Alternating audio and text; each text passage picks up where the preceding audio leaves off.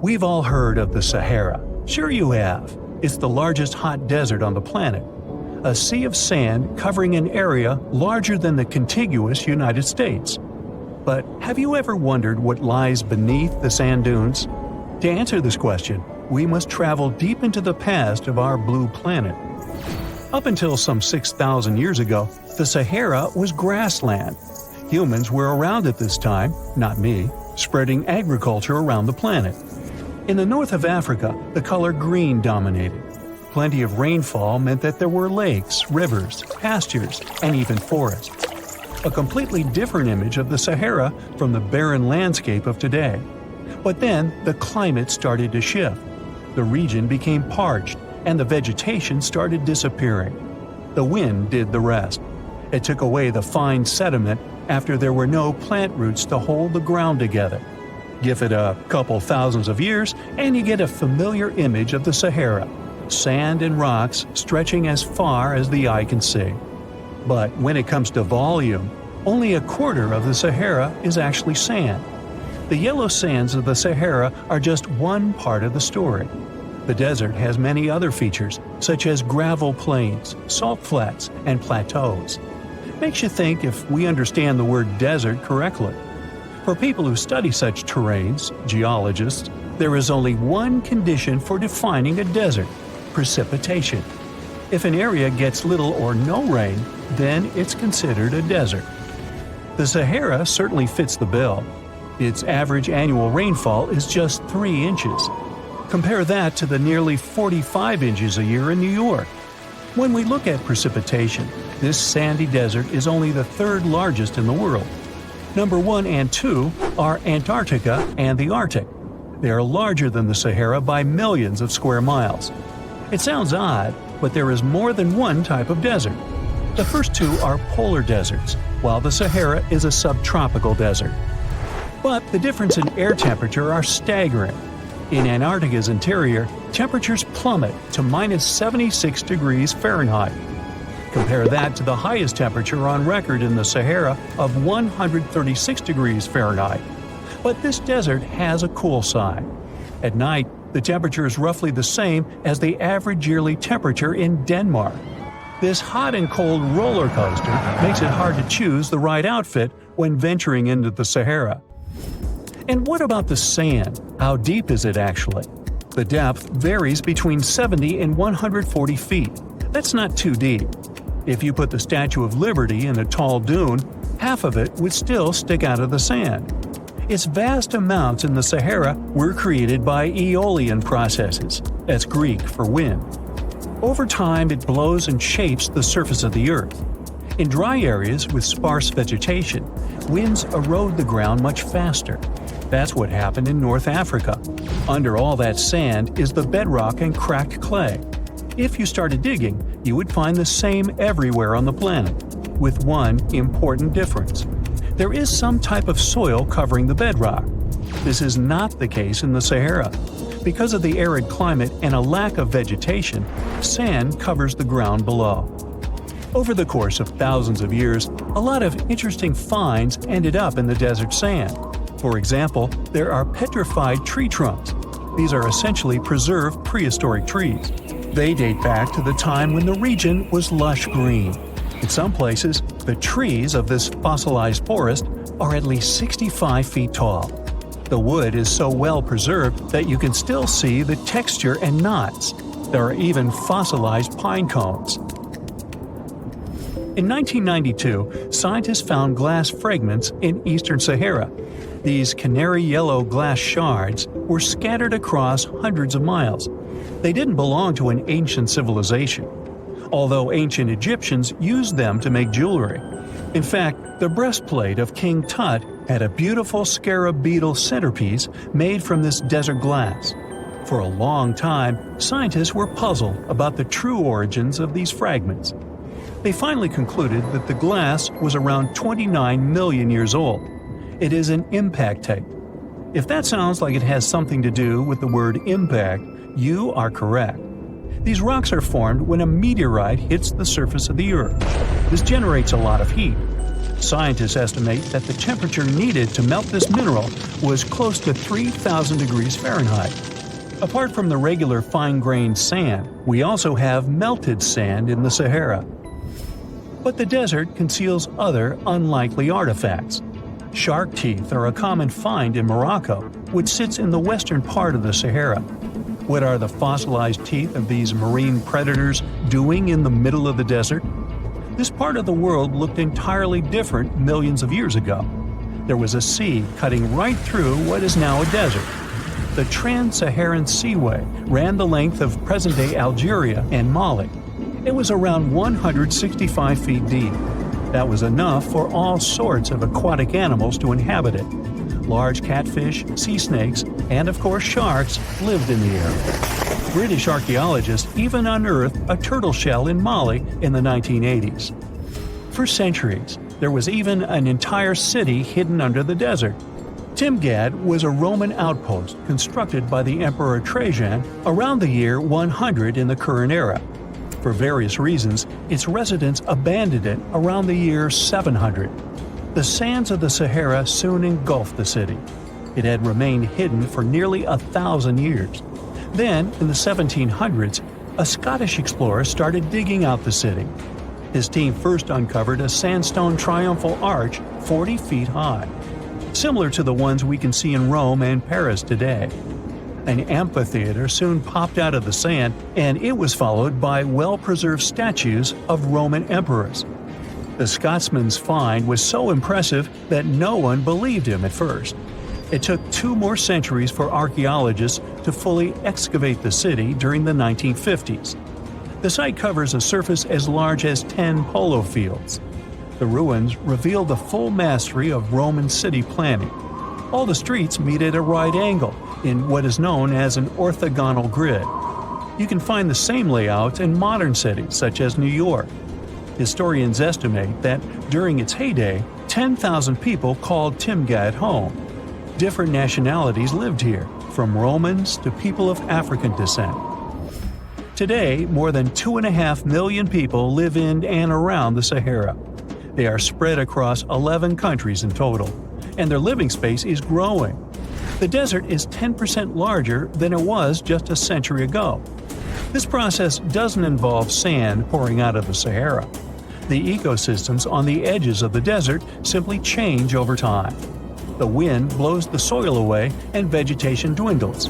The perfect conditions for the formation of a desert landscape. These changes are happening in the Sahel, a region south of the Sahara Desert. That's why the African countries have recently come together for a project called the Great Green Wall. The primary goal is to stop the desertification of the Sahel and hold back the sands of the Sahara. Their plan is ambitious and involves planting a wall of trees from the west to the east of the African continent. The proposed forest is not only going to be long, but wide as well. The Sahara and the Sahel share a historic bond. Since antiquity, camel caravans have been making the journey from Africa's Mediterranean coast in the north to the savannas in the south. The golden age of this trade kicked off in the 9th century. The perilous journey took several months to complete. The route was 2.5 times longer than the length of the Grand Canyon. Explorers still find evidence of these ancient caravans hidden away under the sands of the Sahara. The legend goes that a dwarf named Fafnir was famous for his strength and courage. Because of his qualities, he was tasked with protecting their kingdom. Dwarves were known to gather a lot of wealth, so a bit of added security was a must. I mean, they lived in a house made from gold and precious gems. But Fafnir also had another special talent. He was able to shapeshift. Tricked by Loki, the Norse spirit of mischief, Fafnir was taken over by his greed and the shine of his father's treasure. He decided he did not want to share any of it, not even with his father or his brothers. He stole it and ran away all by himself to a place he'd be hard to find, the middle of the desert. To protect his wealth, Fafnir transformed into a huge dragon. His new appearance looked like a huge snake, powerful and scary. His magical powers did not end there, though.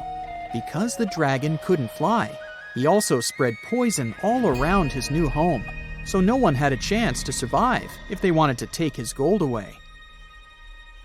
Fafnir was soon defeated by a young hero named Sigurd.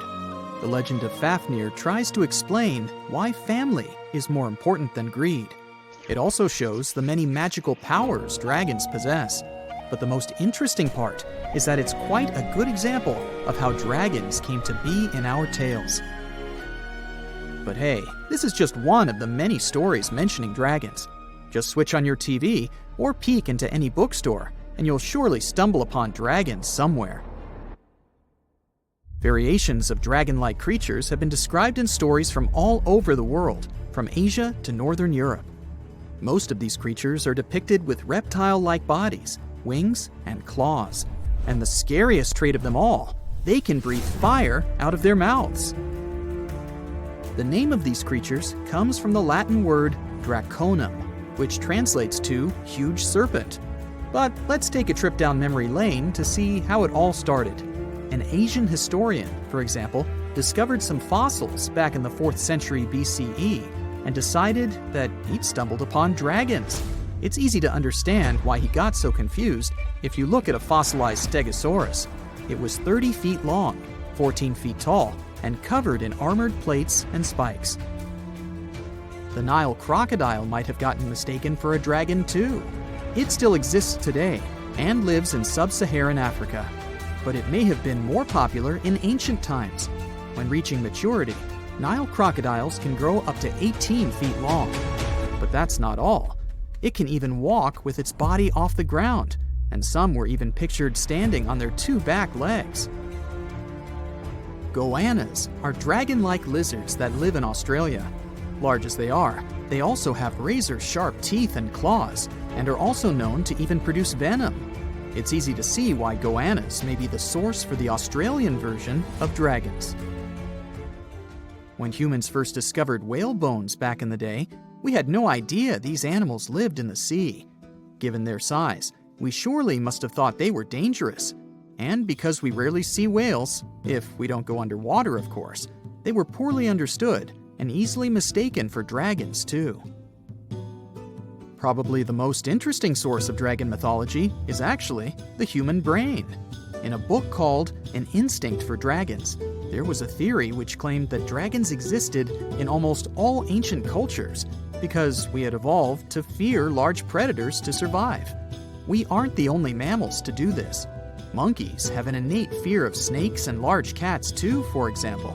When you combine these natural traits with folklore, you get a lot of dragon stories everywhere, adapted to each region.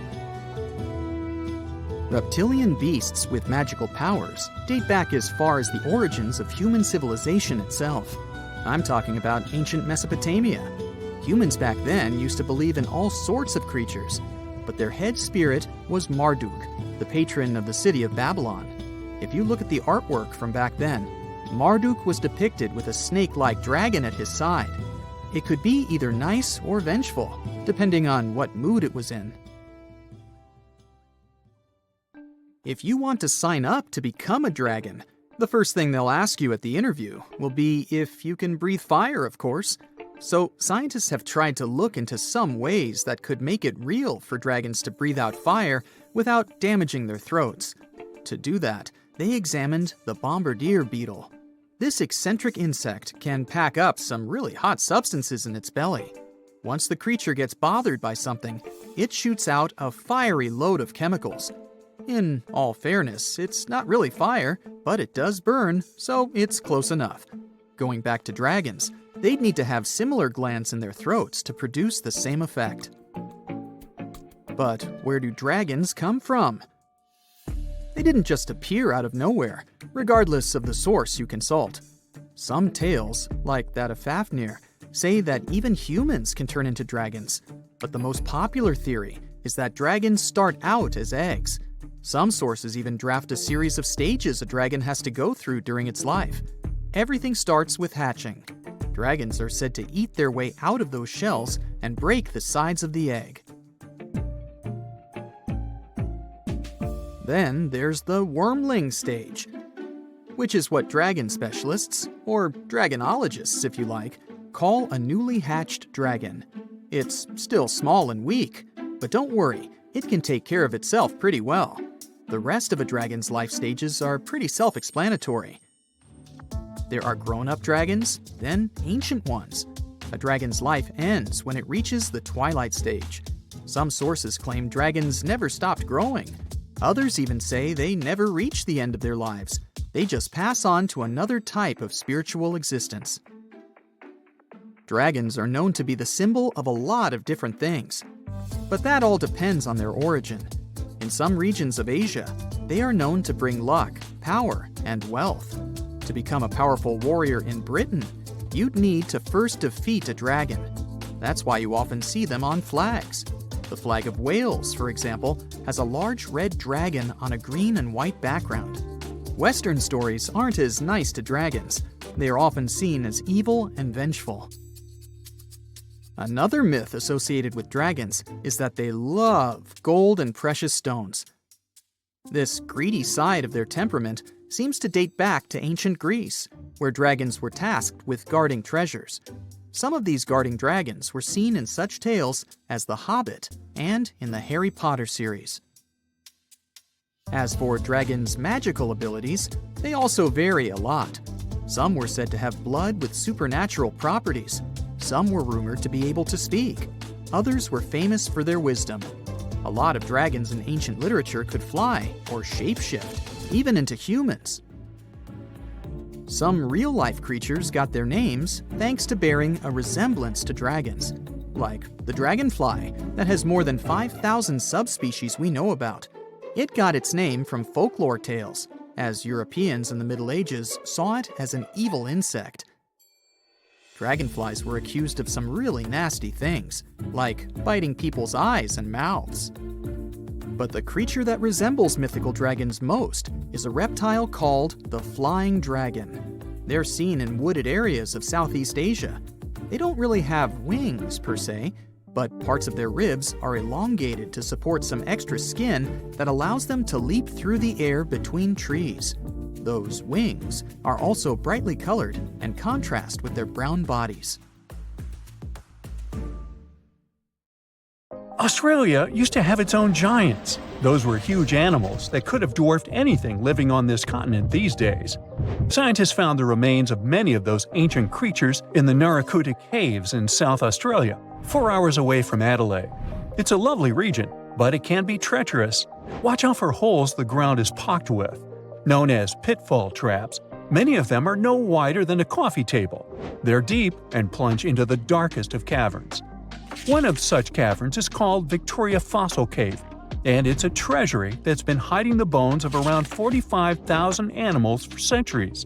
Some of the oldest bones belong to creatures far more terrifying than any animal you can encounter today. Those were the ancient Australian Megafauna, huge beasts that roamed the continent during the Pleistocene epoch. During those, there were giant snakes, huge flightless birds, wombat-like creatures the size of a rhinoceros, and many others. One of the largest examples of the Australian megafauna scientists have discovered so far is the Diprotodon. That giant herbivorous creature was 10 feet long and 6.5 feet tall, and weighed more than 6,000 pounds, about as much as a small Asian elephant.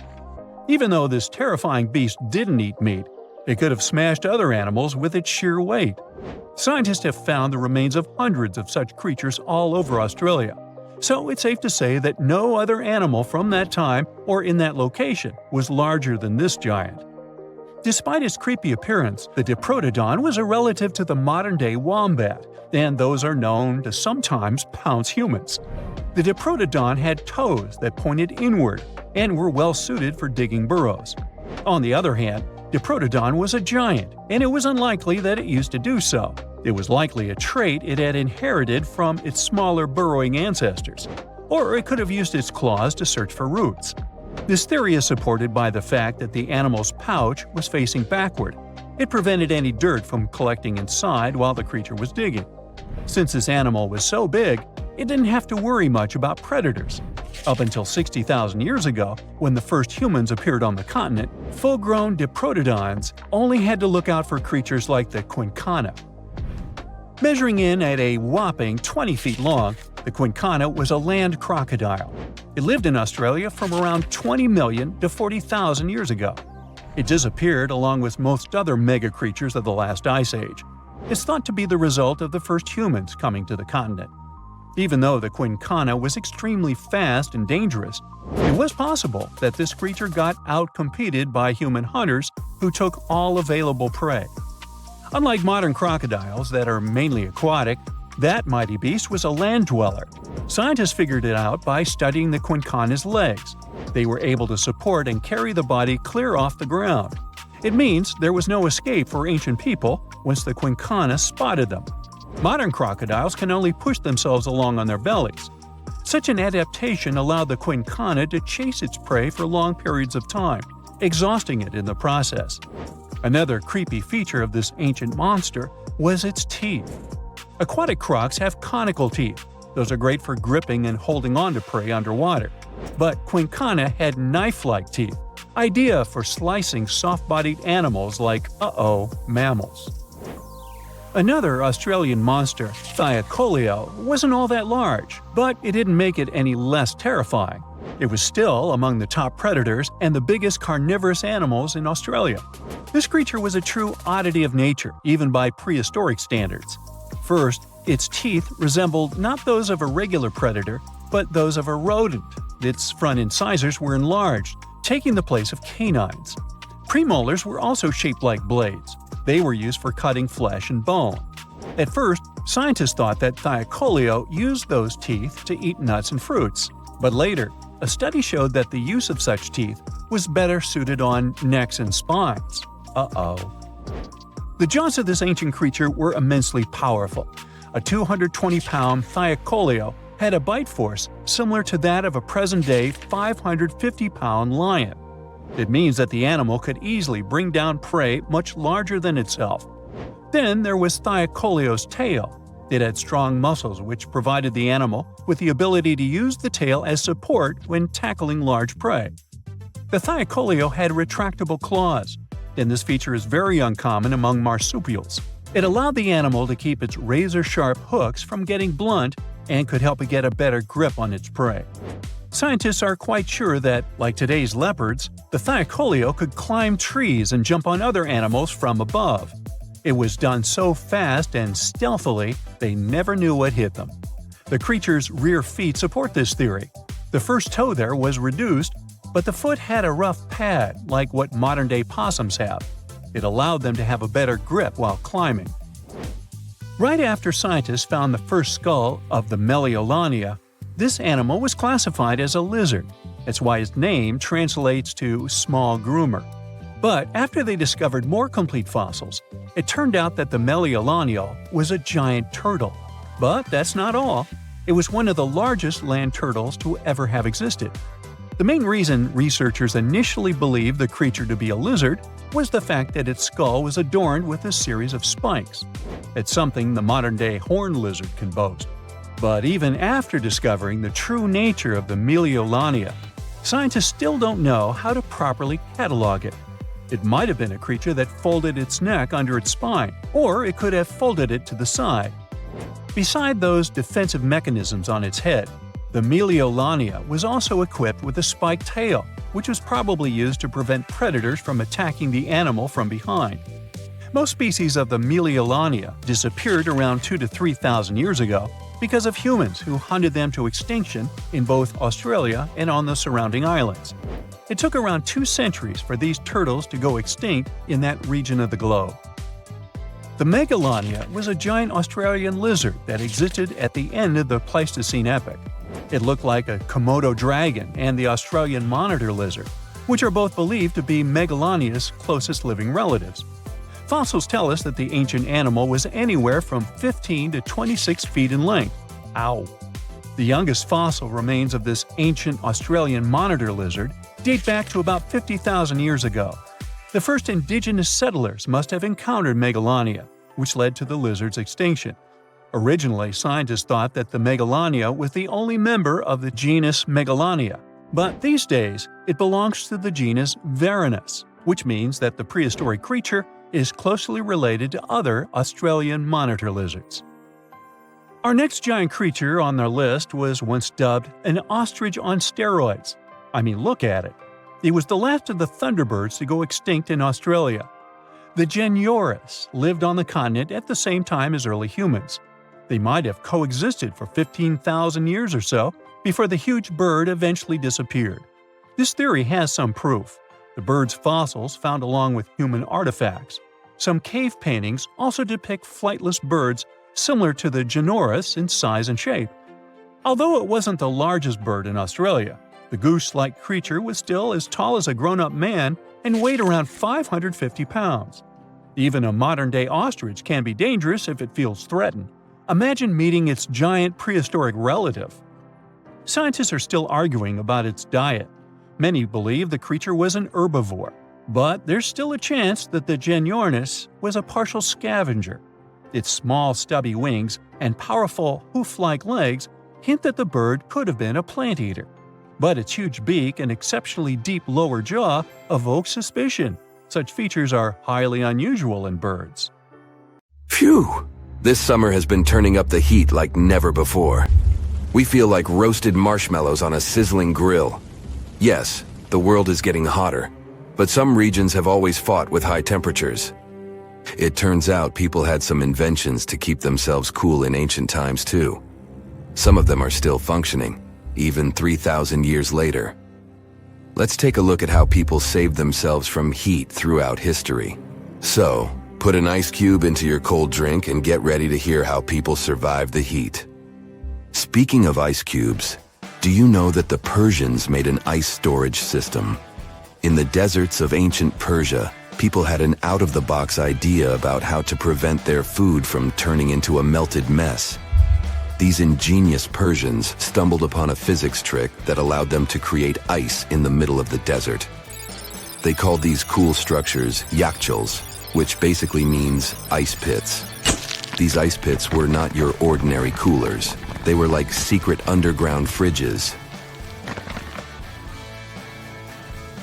They looked like dome-shaped mud brick structures on the outside, but inside, it was a whole different world.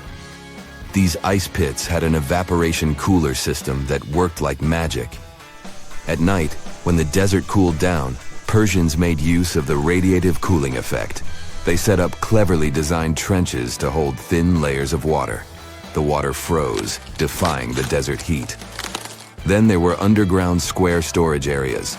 The Persians collected the melting ice water from these cooled trenches, and during the night, they froze it again, making the most of the desert's natural chill. To add to the cooling effect, they built a wall to shade the storage areas from the hot midday sun. And that's not all. They had this fantastic wind-catching contraption called a badger that caught the breeze and directed it right into the ice pits. Fresh air plus ice. Cool breeze. A winning combo. They even had intricate water channels called qanats to bring water to the ice pits and homes all the way from the nearby mountains. As time passed, these yakhchals faded into history and modern technology took over. But hey, there's good news too. Some awesome folks in Iran are restoring these ancient coolers. So, if you ever find yourself in the desert, don't forget to pay a visit to these marvelous places and witness the genius of the ancient Persians firsthand. Now, I want to focus more on the wind catchers because they don't just help make ice cubes. They actually function as a cooling system as well. Back in the day, those clever architectural wonders were all the rage in places like Persia, modern-day Iran, Egypt, and the Middle East. Imagine tower-like structures with openings at various levels strategically placed to harness the power of nature's breeze. These openings were like magical portals for the wind. They captured those refreshing gusts and guided them right into people's living spaces. Basically, they were natural air conditioners. The breeze would gracefully flow downward, cooling the ground as it danced through the building. The secret sauce lies in the details. The tower's height, the number of sides, the openings, and the positioning of the interior blades. Everything plays its role in how efficiently the wind towers work out. Thanks to these wind catchers, ancient societies could enjoy comfy indoor temperatures without sweating. Can you imagine living in those times? Feeling the gentle breeze whisking through your home, keeping you feeling fresh and chilled out? The Persians are often credited for inventing these awesome wind catchers. But hey, don't forget about Egypt. There, you can find traces of similar structures dating all the way back to 1300 BCE. Yes, the invention of wind catchers may have occurred in ancient Egypt, but Yazid in Iran is the city with the largest number of wind catchers. People wouldn't have been able to live there without these ancient ACs, because there was almost no rain in the area throughout the year. Now, let's look at these perforated double-skinned exteriors. Imagine dressing up a building with a fancy perforated screen. It's like giving its exterior a stylish makeover while keeping things chill inside. This genius technique, firstly, scatters the natural daylight, so no harsh sunbeams to blind you. The screen also offers shade like a pro, giving the building's interior a much-needed break from the blazing sun. Think of it as a natural sun hat for your home. Placing this screen about 4 feet away from the outer walls creates a breezy, dreamy hallway for fresh air circulation. And hey, they add a touch of elegance to the building too. These structures are sometimes called jali. Jaipur, India, for example, has an average daytime temperature of about 100 degrees Fahrenheit. So these structures are lifesavers. Jalis come in various forms, crafted from cement, earth, and wood. It's a cultural symbol deeply embedded in Indian architecture. You can find its captivating presence in iconic historical buildings like the majestic Taj Mahal and the Grand Red Fort in Delhi. But hey, it's not just a thing of the past. It's still rocking modern architecture scenes, and its charm has sparked creativity in artists and designers worldwide. It adorns the building's exterior, its cross-section showing a larger opening on the outside and a smaller one on the inside. This is where the Venturi effect steps in to show off its physics prowess. As the air flows through the narrowing passage, it picks up speed, creating a difference in pressure between the inside and outside of the building. Air blowing at a higher speed gets compressed, and when released, it cools down. Mashrabia is a wooden lattice or screen used in the Middle East and North Africa. These decorative wonders are like window blinds, but they do more than just look pretty. They're smart too. They give privacy, shading you from the sun, and let fresh air and light in. Some people also add clay pots filled with water, sand, or damp straw to their designs. As hot air breezes through the holes, it also passes through the pot's porous surface. The moisture inside evaporates, cooling the air. This is a perfect low-cost technique for hot and dry climates. It's eco-friendly, and there's no need for electricity. Now, let's fast forward to today. Designers are getting creative, mixing traditional wisdom with modern tech. At the Al Bahar Towers in Abu Dhabi, they've got it too. Picture over 2,000 hexagonal panels that dance with the sun's movement, providing shade to the building's interior. Water evaporation was another secret weapon for ancient people. Simple, yet super effective. Plus, ancient Egyptians hung wet mats and curtains in doorways. When the air passed through them, it cooled down, providing a relief from the scorching sun. Ancient architects were the masters of maximizing airflow. They knew how to cross-ventilate and let hot air escape while inviting cooler air to the party. Speaking of ancient Rome, bathhouses were the place to be back then. It was like a community hub. People gathered to chat about politics, play sports, and, of course, take a relaxing dip.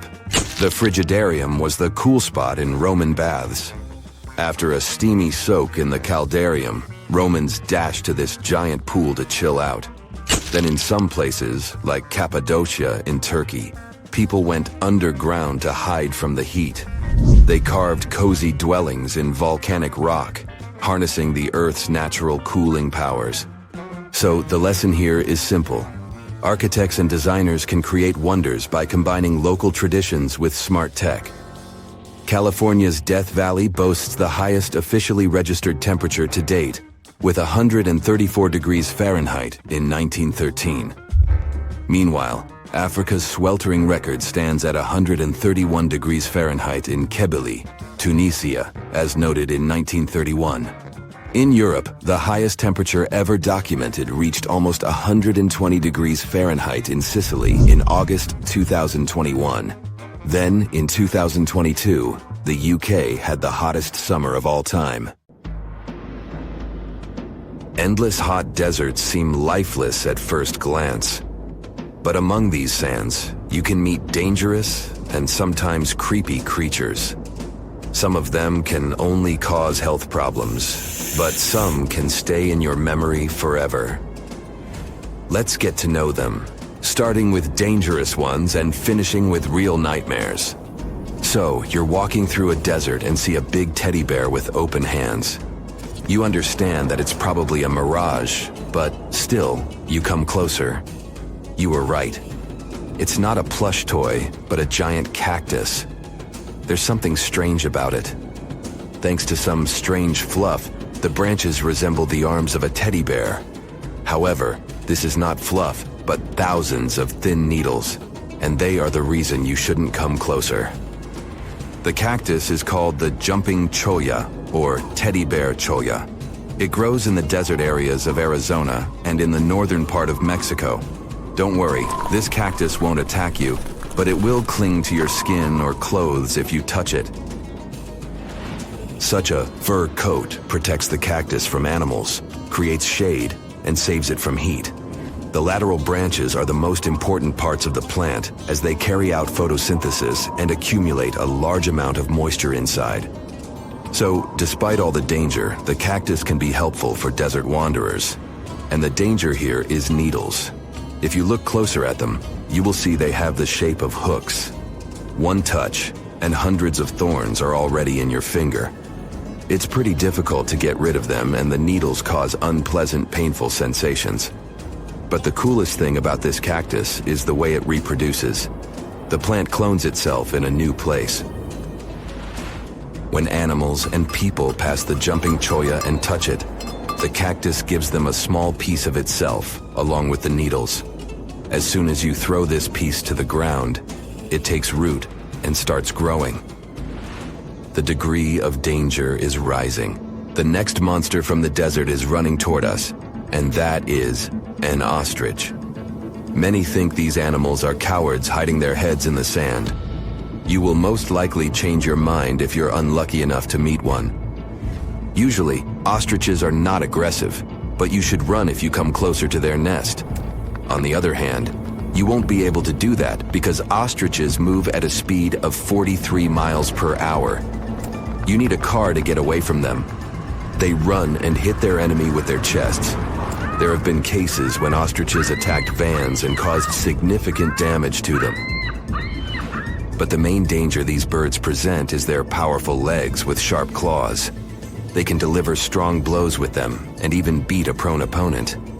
So yes, if you see an ostrich in the distance, go the other way. This small spotted lizard lives underground almost all the time in the arid deserts of the southwestern US and northwestern Mexico. Sometimes, it goes outside to find lunch. It only seems cute, but in fact, it's a dangerous Gila monster. Its thick skin protects the reptile from hawks, coyotes, and other predators. But its main protection is its venom. Snakes and spiders inject their toxins using long, needle-like fangs. The Gila monster clamps down and chews the prey to spread the venom. And when it bites a person, it can keep its jaws closed for a long time. Getting rid of the animal is a tricky feat. People who have experienced the effects of the venom say it feels as if hot magma passes through the veins. Despite this, the lizard turned out to be useful for science. Doctors used its venom to create medicines for diabetes and obesity. The time has come. Now you're about to meet one of the creepiest creatures living in the desert. Be quiet and listen to the silence. Stand still. There's no one around. Suddenly, you hear some hissing coming from below. You lower your head and see it. A big yellow spider the size of a human palm with strong jaws and long legs hides in the shadow of your body. In horror, you run away from this monster, but it goes after you. It isn't easy to do it in this situation, but try to calm down. The creature isn't interested in you. It wants only your shadow to hide from the scorching sun. Anyway, it's better not to touch it. The powerful jaws of the camel spider can cause unpleasant sensations, to put it mildly. And, by the way, this creature isn't really a spider. Yeah, it belongs to the class of arachnids, but it's a separate species, Sulpagid. It likes to bite. It's fearless and pretty aggressive. The spider preys on insects, lizards, rodents, and small birds. It can also move at a speed of 10 miles per hour. For their small size, this is very fast. You need to be a professional athlete to run away from it. Most often, you can find camel spiders in the deserts of the Middle East, but they also live in Mexico and the southwestern US. These runners are nocturnal and try to avoid the sun during the day, so they are always hunting your shadow. By the way, they got their name because they often hide in the shadows of camels. You won't hide from them during the day, but they will also want to come after you at night, especially if you make a fire. Sulpugids always run to the light in the hope of eating something. Some species of these spiders make a hissing sound to scare their enemies away. Now, let's calm down for a second and leave the hot desert. We're going into the humid tropics of Tanzania. Under tree bark, fallen leaves, and in dark caves, you can meet one of the most terrifying creatures on Earth, a tailless whip scorpion. Imagine a big scorpion without a tail, with a flat body that looks like it has been pressed by something. It's similar to spiders, but has no venom glands and can't spin a web. This monster is silent and fast, but the scariest thing is its 2 front claws, twice as long as the creature itself. Any prey it catches will never escape. Life in a dark cave has spoiled its eyesight, so the whip scorpion tries to avoid sunlight. During molting, it climbs up to the ceiling and slowly comes out of its old skin. Imagine directing your flashlight there and seeing small cocoons out of which pale spiders with excessively long legs crawl. If you really meet it, be calm and slowly go away as far as possible. Be careful. The flat scorpion can crawl under your clothes in a second and bite you in the stomach. And that's not the worst part. Okay, this is a joke. This pretty guy is one of the shyest and most harmless creatures among spiders and scorpions. It's afraid of you and will never attack. Many consider it beautiful and keep whip scorpions in glass terrariums. If you want such a pet, carefully watch it so that it doesn't run away from its house. If it happens, it will be pretty challenging to catch it again. In a matter of moments, it can get under your bed or go through gaps in the floor. Then it'll go to your neighbor's apartment through a ventilation system and scare people there. Okay, how about one more scorpion? It's not as creepy as the other creatures in this video, but it's the most venomous scorpion in the USA. This is the Arizona bark scorpion. The problem is that you can see it in the desert, in your home, or in the yard. These dangerous venomous beasts crawl into rooms and often sting people. One time is enough to cause pain, similar to a bee sting, but someone with an allergy may experience paralysis, breathing problems, and other health issues. Mirror check. You've got your beige parka on, your chisel is packed, and your overnight plane ride to Saudi Arabia is booked. You know what this means, right? Unfortunately, you weren't cast in the remake of Dune. It just means that you're ready to go explore the world's largest desert areas in the hopes of uncovering prehistoric secrets about our ancestors. Let's get one thing straight. If you ever thought that deserts were empty spaces, think again. They might be filled with sand as far as the eye can see, but they also hold a lot of history, You know, because before humans settled down in cities and towns, we were nomadic people, and we traveled all around the globe looking for food, water, and shelter. So we had to come up with some interesting stuff to survive. Like this thing that was found in the desert of Saudi Arabia. Do you have any idea what this could have been? Over many years, scientists have discussed the origins and use of huge structures such as these ones.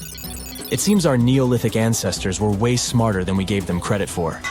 They didn't spend all their hours around the fire carving weapons out of stone. No, they were also practicing their architectural skills. These huge stone structures are called desert kites, because if you look at them from a distance, well, they sort of look like kites. Archaeologists have arrived at the consensus that these kites were used to lure animals in. This way, it would make it easier for our ancestors to guarantee their week's food. But that's not all. Take a look at these monolithic structures right here.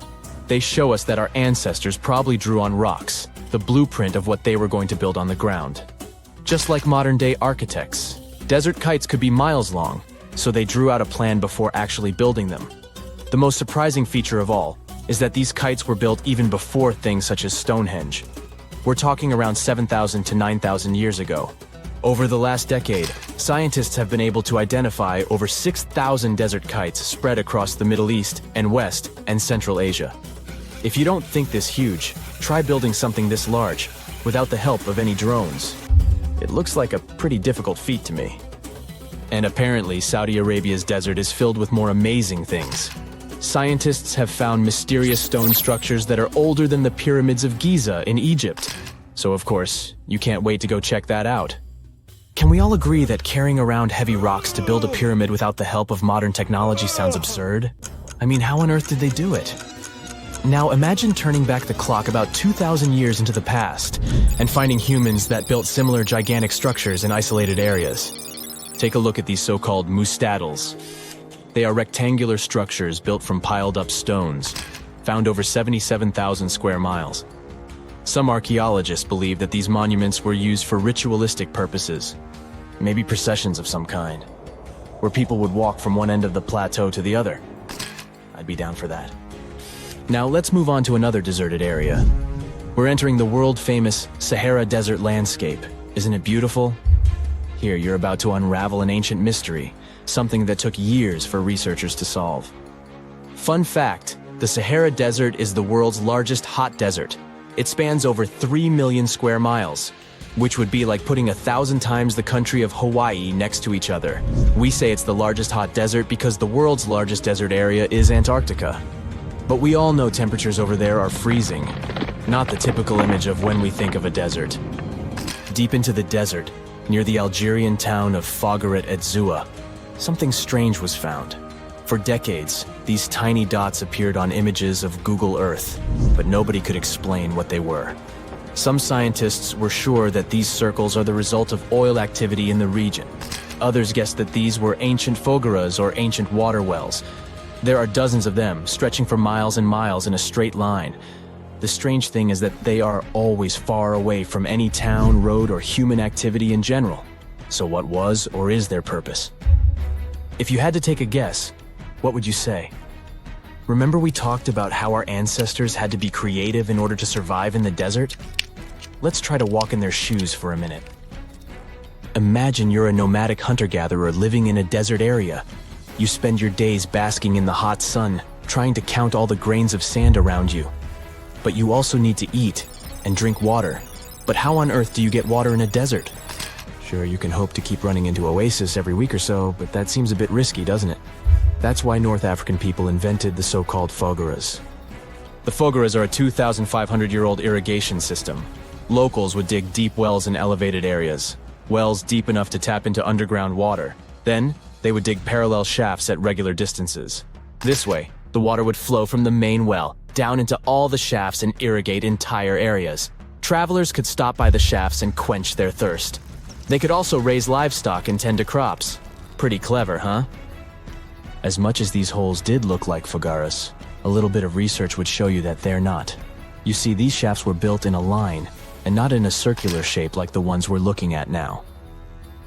So maybe it has something to do with the second option? Maybe these desert holes were related to oil activity in the region? Let's have a look at the holes up close and personal. From Google Earth, they don't seem that big, but in real life, they are huge craters. The tip to uncovering what they are is hidden beneath the sand. If you were one of the researchers originally uncovering the truth behind this mystery, you would have found something unique hidden in the sand. Old dynamites and vintage sardine cans. Putting the pieces of the puzzle together, scientists found that these sardine cans were a model from the 1950s and 1960s. It seems that entire teams from that decade would camp out while they surveyed the area for oil. And what about the dynamites? These were used for seismic surveying. This is an old technique, used to identify if there is oil and gas beneath the Earth's surface. Still in North Africa, you find out about another desert mystery worth exploring. Near the city of Tiaret, southwest of Algeria's capital, one runs into 13 peculiar monuments. These structures are also called jedars, and yes, I am aware of how much that may sound like a Star Wars reference. They are pyramid-like in their shapes, and as far as scientists know, they were used as final resting places for the people who lived in the region. Can you guess who these were? Most likely the Berber nomads. And since we're talking about ancient stuff, they were probably built between the 4th and 7th centuries CE. Once scientists began to explore the insides of these monuments, they found they were pretty big inside. They found large underground vaults, chambers, and labyrinth-like corridors that gave way to over 20 compartments. It could take you up to 2 hours to walk around in them, and apparently our ancestors also used its walls to depict images of animals and hunting scenes. There's no definite proof of what these jedars were used for, though. This is so neat, huh? I'm sure that our world's desert is filled with many more mysterious things for us to unravel. I guess I'll see you next time so that we can continue our explorations. You plan to spend your summer vacation in Africa. The final destination is the Sahara Desert. It's located in northern Africa, stretching from the Atlantic Ocean to the Red Sea. You're excited to ride camels and learn about the region's rich cultures. You hop on an extensively long flight, and finally, you are here. You find yourself in the world's biggest hot desert. Can you believe it's 3 million square miles? You're ready for your first adventure after drinking liters of ice-cold water. The guide gives you a choice. You can spend 2 weeks visiting a collection of oases, or you can help them solve an ongoing local mystery. Deep into the desert, near this Algerian town, lies a mystery begging to be solved. A collection of huge, spotted circles in the sand. There are dozens of them, stretching for miles in a straight line. The circles were first identified via Google Earth images several years ago. People have debated them for years, but no one seems to know the answer. The strange thing is that they are so many miles away from any towns, roads, or human activity. The quickest way to discover the truth behind the circles is asking questions. You grab your notebook and set out to talk to locals. Everyone is helpful in this scenario: geographers, anthropologists, elders, and historians. The first person you talk to is a map expert. You need to understand if those circles were authentic or a satellite glitch. You end up interviewing the people who take Google Earth satellite pictures. The circles are really there. They appear in multiple pictures from many years. Then, let's understand why they are there in the first place. After 2 days of interviews, you have your first lead. The circles could be the result of oil activity. Experts explained why this would make sense. Algeria is a rich area for natural resources, so this would be a sensible guess. Usually, to find out if there is anything worth extracting, companies would undertake seismic surveys. Seismic surveys are a way of analyzing the Earth's surface by sending shock waves into the ground. Depending on how these waves bounce back, you'll know what is located there. A special vehicle could have marked the soil that way. So, did we unravel the mystery? Not quite so. As you know, the Sahara Desert is one of the driest areas on the planet. The average high temperatures in summer are over 104 degrees Fahrenheit. To survive there, people need to find ways of accessing water. So, these circles could be a kind of ruin or leftovers from ancient water wells. Again, I'd say this is a sensible guess. Ready for some fact-checking? Some anthropologists agree that these circles could be ancient Foggaras. Foggara is the name of a 2,500-year-old style of irrigation system, usually found in northern Africa. It is also known as a qanat in other places in northern Africa. Locals would dig a deep well at an elevated point, deep enough to tap into underground water. They would then dig parallel shafts at regular distances. Then they would dig an underground channel that connected the city to the well. Solely with the help of gravity, water would run from the well to the city. This traditional technology provided water for crops, livestock, and humans. Now, let's say these wells made human-made oases possible. Even the closest municipality name was an indication that this could be true. The name Foggara Esaoia is actually named after Foggaras, these ancient wells. Now, this lead was proving to be very accurate. You decide to travel over there to see for yourself. You take a local bus, sit back, and enjoy the ride. The landscape in northern Algeria is filled with ancient-looking towns. You even see ruins of wells along the way, on the outskirts of smaller cities. Opening Google satellite images, you can see the qanat's markings on the ground, a series of holes running down several miles. But as soon as you arrive, you find out you were wrong. Dale Lightfoot, one of the world's leading experts on qanats, said that the circles were definitely not qanats. Even the satellite images confirm this difference. Uh-oh, we were so close. Apparently, qanats or foggaras would not run down a straight line. They wouldn't be shaped like circles. Another clue that this wasn't the case was that there were no towns at the end. The circles were really far away from any human activity, and qanats were explicitly built to provide water for human settlements. Well, it sure was a good try. You almost gave up on this mystery when you decided to take one more field trip. It was days of preparation, pick up cars, food, equipment, all so that the mystery of the Sahara circles could be unraveled. On the first day, you drove over 99 miles into the desert. You were always curious to see what this part of the world looked like. Over there, you see nothing but mustard yellow dunes. The night sky is pretty decent though. You can see the entire Milky Way with your own eyes. You set up camp and sleep under a canopy of stars. The next day, tension grows. There's no cell reception. Oh dear. But thankfully, you added the coordinates of the circles to your Google map. And surprise, the offline mode works out there. You follow the coordinates, but it leads you astray. You start to get nervous, thinking this was all in vain. But you and the team get into the car and drive a few more miles past the coordinates on your phone. After a very bumpy ride, you can't believe your eyes. There it is, an enormous crater dug on the sand, surrounded by 12 smaller holes. From up high, it looks like a clock, without the pointers, of course. On the ground, they're very faint, so faint you almost miss them. Searching the area, you notice all the holes had something similar, metal wires, thin wires that you can pull from the ground. They're buried deep, so you start digging. An object starts to reveal itself. Uh-oh, it looks like old dynamite. This certainly surprises you. Better stop digging to avoid any accidents. At the end of the survey, you feel satisfied, but still curious. What could all this dynamite mean? And who put it there? What comes next is the turning point of your adventure. Walking back to the car, you see something shining on the ground. You approach the item with curiosity. It's round and rusty and looks like a sardine can. What's that doing here? Could this give you more clues about the circle's mystery?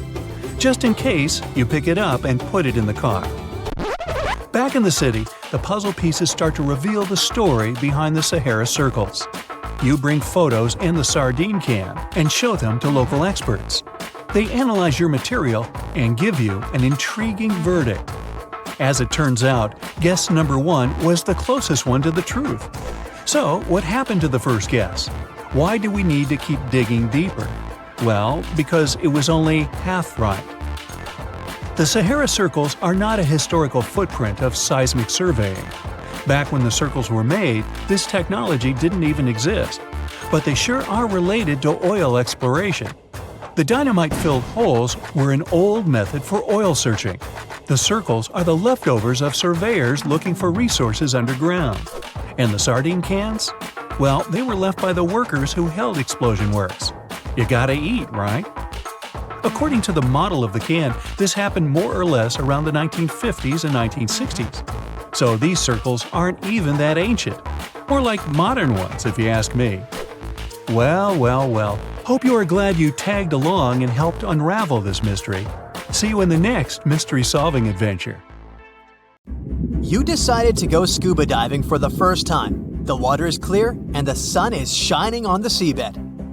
You take a few selfies and the fish swimming by when suddenly, the ocean goes pitch black. You look up and, oh my, what is that gigantic animal? It's definitely not a shark, not a whale. Is it a turtle? Yup, but fear not, it's not gonna hurt you. If you had lived on this same Earth about 72 million years ago, then maybe this could have really happened to you. Scientists have recently found the fossils of a gigantic marine turtle that could have grown as big as 12 feet. If you don't have any idea of how big that is, let's see some examples. That's the average length of a hippopotamus, 6 golden retrievers, or 2 Michael Jordans stacked on top of each other. The turtle's scientific name is an homage to that old-school sea monster called Leviathan. Maybe you remember this from old-school history lessons. The Leviathan is supposedly a mythical creature that would swallow entire ships or people that were deemed too greedy by the creature. Can you imagine being swallowed by this humongous sea turtle? No, thank you. The fossils of this gigantic creature began to be excavated between 2016 and 2021, all the way in northeastern Spain. The first fossil was located by a hiker in the Spanish Pyrenees, and it was around 8 inches long. The pelvis of this turtle alone measured around 35 inches. It would definitely be one of the biggest turtles today if it hadn't gone extinct. FYI, the largest living sea turtles today can reach up to 6 feet in length, which is already pretty big. Now, how about a gigantic prehistoric scorpion? I bet most people here are not huge fans of these creatures, especially since they're poisonous, which is why the thought of a 9-foot-long aquatic scorpion might be the stuff of nightmares. Let's just say that if they hadn't gone extinct some 400 million years ago, lakes and rivers would be much more dangerous places for humans today. These gigantic insects were considered to be apex predators in their time, hunting everything from fish to other animals, even of their own kind. Yikes! I got goosebumps just imagining these creatures. Should we thank the asteroid that hit our planet now or later on in this video? Another prehistoric animal that would shock humans if it were still alive is the so-called Megatherium, a gigantic sloth. This huge sloth is believed to have grown up to 20 feet long, and its weight could be up to 8,000 pounds. It was found in the woodlands and grasslands of South America. The creature used to stand on its 2 feet in order to reach leaves on high branches. These giant sloths had huge claws. They helped them climb trees. I gotta say, I feel uncomfortable imagining these elephant-sized sloths climbing trees. Oh, of course, some dinosaurs will make our super-sized creatures list. But before that, here's a fun fact. Did you know some dinosaurs are still alive today? Scientists have proven that birds are classified as theropod dinosaurs. Such infamous creatures as the T-Rex and Velociraptor belonged to this group. I'm sure you've heard these names even before you watched Jurassic Park. The Velociraptor is that scary dino that breaks into the kitchen. Well, they evolved, gained some feathers, and turned into various species of birds we know today. That means that any bird from chickens to those little blue ones is a direct descendant of dinosaurs. Now, does the name Spinosaurus ring a bell? You can see this huge dinosaur in some museums today. Its fossils, I mean. The Spinosaurus was one of the biggest land predators to walk Earth. Actually, to walk its land and water, since scientists believe that this dino was semi-aquatic. It fed mostly on meat, which means humans would be its natural prey if it lived today. This meat-eating dino lived around 90 to 100 million years ago. It was about 60 feet long, 12 feet high, and weighed up to 22 tons. Its head was around the size of 8 bowling balls and was shaped like a crocodile's face. Basically, the Spinosaurus was a big African elephant with the face of a crocodile. Just kidding. But that would look funny though, wouldn't it? A much more attractive dino was this guy. It's considered to be the largest dinosaur that has ever lived on our planet. What made it so big was its extremely long neck and very long tail. You wouldn't want to stand behind this creature, believe me. If it decided to swish its tail, you'd get catapulted very far away. This creature lived around 100 million years ago, and its fossils were first found in Argentina around 2012. The dino measured 120 feet from head to tail, which made it almost as big as an American football field in width. And have I mentioned it weighed almost as much as a space shuttle? A staggering 75 tons. If it had been a carnivore, it would have probably been the greatest predator. But this big guy was a peaceful herbivore that had such a long neck that it could eat leaves from high trees. Cute, right? We must also talk about the Shastasaurus. As the name suggests, this animal is popularly known as the Mount Shasta lizard. Even though it was a marine reptile and probably never set foot on the mountain itself, this dino was usually around 23 feet long, but there was a specific strand of this species that could get as big as 69 feet long, about the size of the great blue whale. This made it the biggest marine reptile to have ever lived.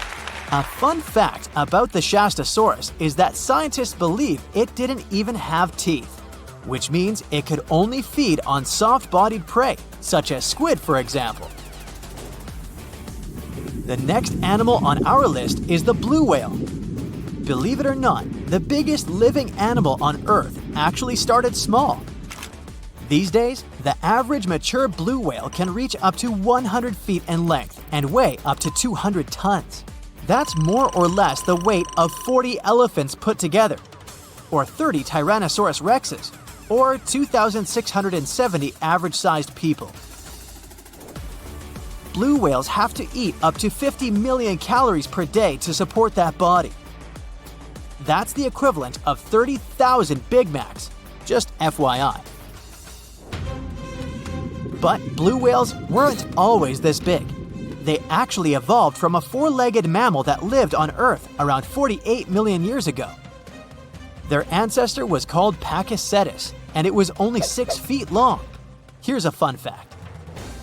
To be able to live in the water as one does today, the blue whale had to go through some intense adaptations. A blue whale can replace up to 80 to 90% of oxygen in its lungs each time it takes a breath. A human replaces only up to 15% for comparison. It allows these animals to dive for up to 1 hour at a time, down to a staggering depth of 330 feet. Elephants were bound to make the list. Elephants are currently the largest land animals on Earth. They can grow to be about 13 feet tall and weigh up to 7 tons. That's pretty small if we compare it to the other animals that once lived on Earth, right? But if we placed a 6-foot-tall human next to an elephant, we'll see it's not at all that small. African elephants are bigger than their close relatives, Asian elephants, and they have a similar lifespan to humans, up to 70 years. Pokemon might have made us collectively wish that salamanders were real-life dragons, although they're not. They can still be pretty cool though. There's a giant species of salamander that is known to be the largest living amphibian. They can grow to be as long as a regular-sized human, reaching up to 6 feet. I bet that wouldn't be a pleasant underwater encounter. AI can drive a car, design trendy clothes, give you emotional support, and it looks like it can also help us find answers to centuries-long mysteries. Researchers from Yamagata University Institute of Nazca and IBM Japan used a deep learning AI model to find new Nazca Lines. Those are distinct white lines on a rusty red background that you can see from a plane while flying over the deserts of southern Peru. Scientists have tried to decipher the meaning of the Nazca Lines ever since they were first discovered in the 1920s. There are straight lines, rectangles, triangles, and swirls. There are also some giant drawings. You can see a monkey, a whale, a condor, a hummingbird. The 4 recently discovered geoglyphs, which is the scientific word for those drawings, show a humanoid-like figure holding a club, a fish, a bird, and a pair of legs. What is the hidden symbolism of all that? And why did the Nazca people decide to draw a humanoid in the desert? And did they even know who humanoids were? Let's dig into history to find some answers. The representatives of the ancient Nazca culture created their famous lines more than 2,000 years ago. The geoglyphs have stood the test of time thanks to a dry climate and strong winds in the desert. Scientists found that to form the lines, the Nazca people scraped off the top layer of pebbles, revealing the contrasting soil beneath. The soil's color varies from reddish-brown to yellowish-gray. It makes it look like the lines are constantly changing appearance. It looks like the creators first made small-scale models and then enlarged them to create the full-scale designs we see today. In total, there are more than 800 straight lines, around 300 geometric figures, and 70 animals and plant designs. You can find the first mention of the lines in the 16th century Chronicle of Peru, where they were first described as trail markers in the desert. Since you can't really study the lines and their symbolism from the ground, those geoglyphs only became world famous only in the 1930s. It was the start of the era of commercial planes, so more and more people could witness the lines from their window seats and spread the word. During his research a decade later, Professor Paul Kosuk noticed that one of the lines aligned with the setting sun on the day after the winter solstice, which is the shortest day of the year.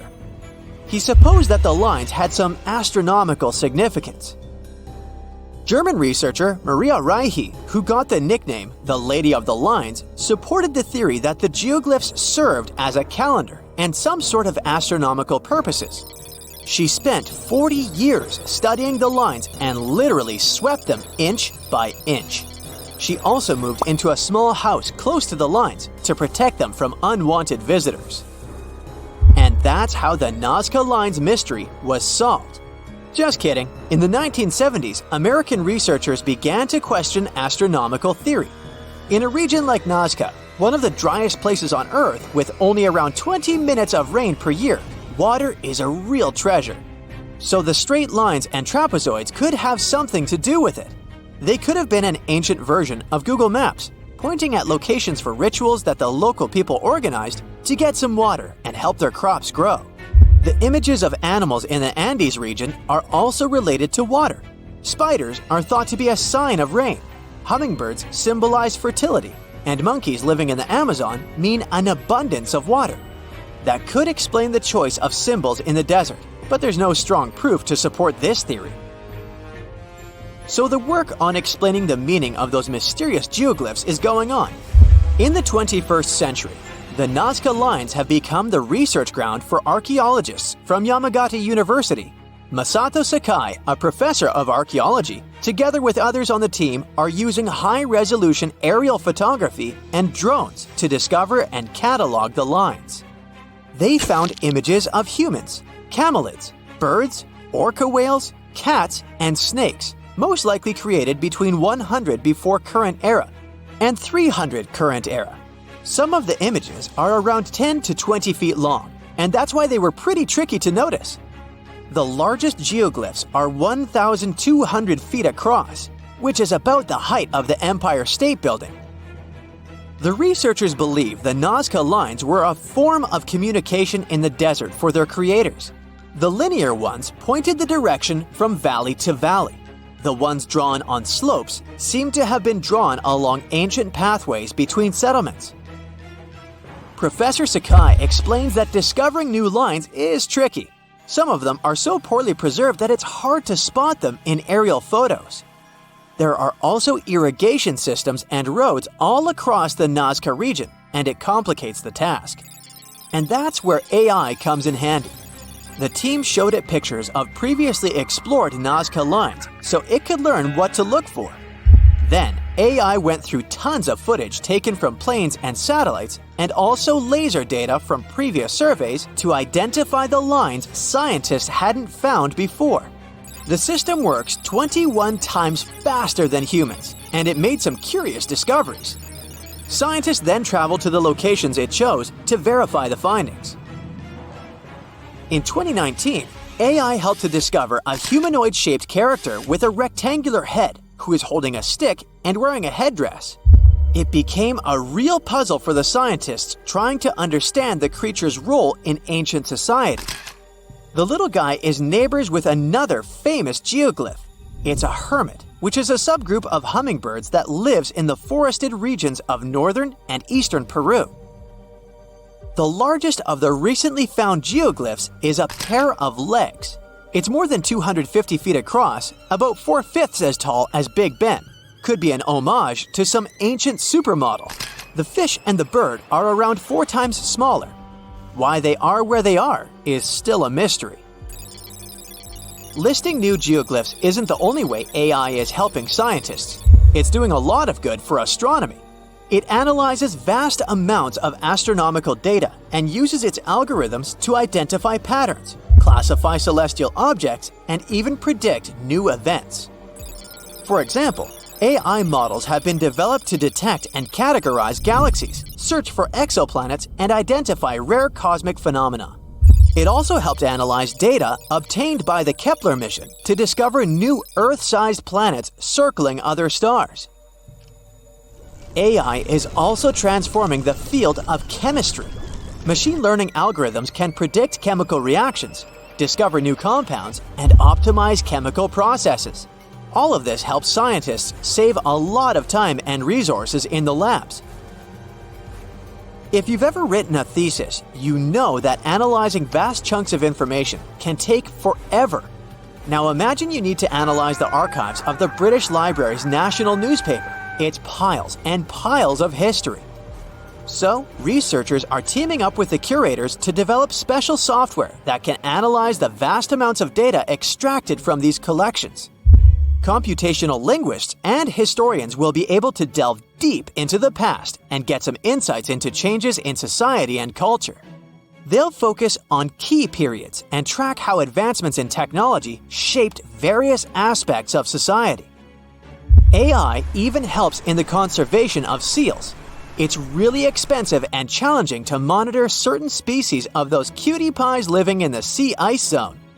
Using high-resolution satellites, researchers can now identify the seals in photos, which already helps. But manually counting seals across huge areas of ice is like putting together a jigsaw puzzle of a blue sky consisting of 1 million pieces. It takes a lot of patience, and different analysts come up with different results. Machine learning algorithms can be trained to recognize and distinguish seals in satellite imagery and count them automatically. Researchers can then use this accurate data to monitor seal populations over time and study their behavior and habitat more effectively. Octopuses have 3 hearts. 2 of them pump blood to the gills, while the bigger heart circulates blood to the rest of their body. They also have 9 brains. There's the large central one, but also each of their 8 arms has a mini brain of its own, which is why they can act independently. Since each arm has its own brain, the central brain only needs to send a higher level signal to the arm. Things like, move to that nearby crevice, there might be a crab hiding inside. In the case of humans, the brain would guide and take control of each movement of our legs and arms. And with an octopus, arms act almost independently on their way to the crevice. It also tastes and feels with the suction cups on it. Since their arms are so independent, an octopus doesn't actually know where they are unless it sees them. The human body has an ability called proprioception. Thanks to it, we know where our arm is, even if we hold it, let's say, behind our back. 1816 is known as the year when summer didn't come. In April 1815, there was a massive explosion on Mount Tambora in Indonesia. It sent enormous clouds of volcanic ash up into the atmosphere. The majority of the northern hemisphere got covered with a shroud of dust and dirt and kind of refused to settle. In June of the following year, the cold winter didn't just come to an end. Frost damaged crops and snow and rain persisted during the whole summer. In Iceland, you'll find some of the most breathtaking sceneries on our planet.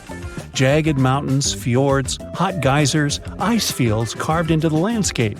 Stunning yet intriguingly black sand beaches, such as Reynisfjara Beach. Most of the sand on beaches is generally formed from rocks that have broken down because of weather changes and erosion through thousands or even millions of years.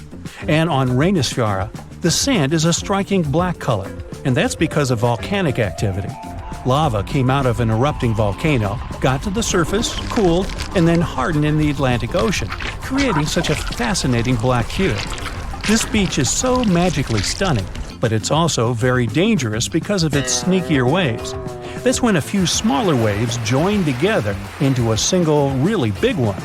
This phenomenon can happen when ocean currents force waves together, or in the case of Reynisfjara, when such waves come from an offshore underground cliff and get an even stronger pulling effect.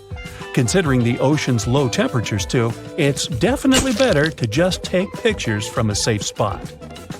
Some trees talk to each other, not the way we do, of course, but, for example, acacia trees that grow over the African savanna can warn each other if there's something dangerous coming. When some animals, such as antelopes, gobble up its leaves, the tree immediately starts producing more tannin, which is toxic to animals. They also emit a special type of gas that travels through the air and warns other trees they should protect themselves too. You're stargazing, such a chill night, and then a flash of bright light streaks through the night sky. A shooting star, so cool. But what we see is not actually a star, although we call it that way. They're meteors, which are basically small chunks of dust and rock moving through space. As they're passing through our atmosphere, they cause something called friction when one thing rubs against another, and that's why they glow. Also, the friction causes heat. Dust and rocks get extremely hot as they fly through the atmosphere, and the heat makes them glow until the moment they burn out and turn into what we call the shooting star. Sunsets in deserts are extremely beautiful because of the spectacular colors they produce a bit more than elsewhere. Sunlight consists of various shades of the color spectrum. When the sun is high in the sky, these colors mix together and our eyes see them as white. But as the sun gets lower, its rays have to go through a thicker layer of atmosphere before they get to us. The atmosphere then scatters shorter wavelengths of light, like blue and purple, before we can even see them. That's why the longer orange and red wavelengths stand out. In urban environments, air pollution can make sunset colors duller than everywhere. The clean air in deserts allow the vivid colors coming from the sun to shine through at twilight. Also, the moisture, water vapor, and rain-engorged clouds can mute the sunset's hues. Since there's no rain, clouds are thin and wispy, so they filter and reflect sunlight instead of blocking it. Bamboo grows really fast. It's actually the fastest-growing plant on Earth, sometimes growing about 3 feet in just one day. You can find it in dense forests, where only a little light gets to the ground, which means bamboo is under strong pressure to reach the sunlight as quickly as it can. There's an underground stem that connects bamboo shoots to their parent plant, so the shoot doesn't really need leaves of its own until it gets to its full height. Also, bamboo grows faster than other plants because it doesn't waste its time and energy on growing rings that thicken the stalk. It's just a thin, hollow stick that grows straight up. You'll notice some of the big trees have shallow root systems, sometimes even 10 inches deep in the ground. The roots generally need access to oxygen and water, and they can mostly find it in special underground pockets called soil pores. When a tree has ideal moisture and soil conditions, it can send roots deeper down under the surface and get what it needs. But most of the time, conditions are not perfect, considering bedrock, stones, and compact soil that physically prevents the roots from going down. Such obstacles also prevent the roots from getting the needed oxygen. So, when life gets tough, the tree will take an easier option. Its roots will stay close to the surface and spread out in different directions. Drought conditions are another reason trees can have shallow root systems. By staying closer to the surface, they can take most of the rainfall collection. Plants are exposed to the sunlight most of the time, but they still don't get sunburn. They appeared on land about 700 million years ago, and one of the key things they needed to survive was something that would protect them against the ultraviolet rays coming from the sun. Those in the sea had seawater as protection. UV radiation is mostly responsible for sunburn, so land plants developed a special protein that detects it. This protein sends signals to the cells to protect the plant from the damage and effects of UV radiation. Basically, it's like they produce their own natural sunscreen, but this still doesn't mean they're 100% protected. You know that common belief that if you water plants in the midday sunshine, this can cause their sunburn? Some think droplets of water act as tiny lenses and then focus the sunlight onto the leaf surface. But they're not strong enough to actually focus sunlight from a water droplet onto the surface of a leaf. It's just that their natural sunscreen doesn't mean total protection. Too much exposure to UV radiation damages cells in the leaves and bark of the majority of plants. Earth's core is as hot as the surface of the sun. You'd think it could easily melt our entire planet, especially since the core is only 1,800 miles away from the surface. If the sun were so close, we'd be like French fries. But we're alive because the center of the sun is surrounded by a mantle of rock that's mostly solid. The crust we walk on actually floats on that mantle and protects us. If the sun was close, we'd only have empty space to protect us, and you and I wouldn't be talking. Also, to melt the entire planet, you'd need way more energy than the heat in its core. So there. Wait, don't tell me that life on Earth has bubbled for about 3.5 billion years, and the biggest creature we got is the blue whale? I mean, not bad, but that doesn't sound nearly as fun as those cool giant creatures you get to see in movies. Yeah, you recognize the iconic roar here. It appeared on TV, in comic books, in video games, and in cinema. I mean, come on. It even got its own star on the Hollywood Walk of Fame on its 50th birthday. So, what would it take to get good old Godzilla from the TV screen to our streets? And we're talking about the beast that's really gigantic. In the original film from 1954, Godzilla was thought to be 164 feet tall. This was the perfect height for the monster to just peer over the biggest buildings in Tokyo at the time. But as further movies came, Godzilla became bigger and bigger. In theory, this would be the biggest animal that could exist and not end up crushed by the gravitational field of our planet. Even if we're talking about some tiny Godzilla of, let's say, 14,000 tons. To take the gravitational force of our planet and carry such weight, Godzilla must have some incredibly strong bones. And as an object gets bigger, its volume will actually increase faster than its surface area.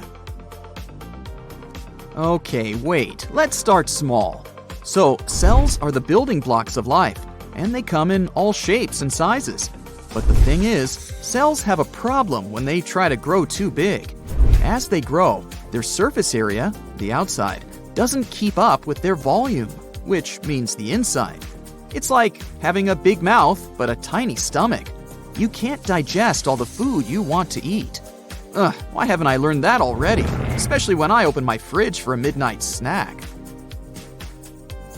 So, if cells get too big, they can't get enough nutrients in and waste out fast enough. It would be like living in a very big house, but with just one tiny door to go in and out. Plus, that's not their only problem. Cells also need to be able to divide and replicate, and this task gets tricky as they get bigger. They need this thing called microtubules for that. It's sort of like a skeleton that gives them structure. But don't worry, evolution is a foxy little thing. There are some cells out there, like a specific type of invasive algae, that have found ways to break the rules and get really big. And they don't even need to divide to do that. This algae could pass as an aquatic fern that has fronds up to 31 inches long. But what you're looking at is just one big cell.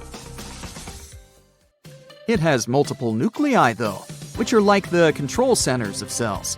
Plus, there are even some bacteria that are living in a symbiotic relationship with the organism, which means they help each other out when necessary. It's like having a bunch of different rooms inside one big house, with some roommates living there that help around from time to time. Then there's a monster algae known as the sailor's eyeball, which is like a giant ball of green slime. It can grow up to 2 inches in diameter, but is also considered to be just a single cell. My personal favorite would be this one. Again, we're talking about a single cell, but check out its stem and cap. It looks like a tiny little umbrella. It can grow up to 4 inches tall, which is definitely not bad for a single cell. Most cells are too small to see with the naked eye, but these fellas don't hesitate to break the rules. Now, when it comes to animals getting really big, there's a limit to their size. It's like trying to build a really tall tower. Eventually, it'll become too heavy and the base won't be able to support the weight anymore. Similarly, when an animal gets really big, its bones and muscles have to evolve to support all that weight, and it becomes more and more difficult to do so. In one of the movies, Godzilla was 390 feet tall. At that size, it would be really difficult for its heart to pump blood to its brain. And if it was a reptile, Godzilla would need to spend all of its time lying in the sun to stay warm. So we'd have to hide in the shadows, hoping some bigger animals that live in warm areas could keep it full. If Godzilla was a mammal, though, it would generate too much body heat and end up cooking itself. The biggest land animals we know of were sauropods, a type of dinosaur with a really long neck and tail. They could grow up to 131 feet long and weigh up to 70 tons, which could be as heavy as 10 elephants. Evolution was pretty efficient when it had to come up with its body plan. Sauropods ate plants. They had a smart way of eating that allowed them to stay in one spot and still find enough food. They could move their long necks around to reach plants, so they didn't have to walk around too much or waste too much energy. Yeah, my kind of folks. That's impressive, but let's get realistic. Not many giant animals are happy to eat salad for dinner. If you had a giant beast such as Godzilla, you can expect it to go after its prey. And that becomes too hard for its body to support all that weight and perform all the necessary activities. The largest meat-eating dinosaurs were still pretty big, but not as big as the sauropods. The biggest one we know of is a fella called Spinosaurus, which was about 50 feet long. It managed to survive by eating fish and some other creatures that lived in the water. It would be so cool to have Godzilla in real life, if you have some safe basement where it won't find you, of course. But it's not likely some animal could really get bigger than our beloved sauropod. At least, not without running into some serious physical limitations. And have you ever wondered how big a plant could get? It turns out some trees have already reached amazing heights, such as the General Sherman, the largest living tree on the planet. It's more than 275 feet tall and has nearly 53,000 cubic feet of wood. It's gigantic, but still a little bit smaller than the Lindsay Creek French tree, the biggest tree ever recorded. It was a coast redwood 390 feet tall and had a volume of more than 90,000 cubic feet, which is as big as some skyscrapers. But it ain't easy for plants to get big either. When they're tall, it's tricky for them to get water from the roots to the leaves. Redwoods have a couple of tricks up their sleeves, though. For example, they absorb moisture from fog through their leaves. Plus, they have a wide base that gives them more support. If we want to build taller buildings, we also need to think about the challenges plants face, like how to build a good base that will support the structure and transport water and nutrients. If we're not just looking for height, we can take a peek at other massive organisms on our home planet, such as Pando. This is a male aspen forest in Utah that covers 107 acres and is basically one giant organism. It weighs almost 6,000 tons and is one of the biggest organisms on Earth. Perfect salad bowl for Godzilla. I mean, plants aren't the only organisms that can grow to massive sizes. There are fungi, like the honey mushroom, that can grow into a network of tiny threads called hyphae.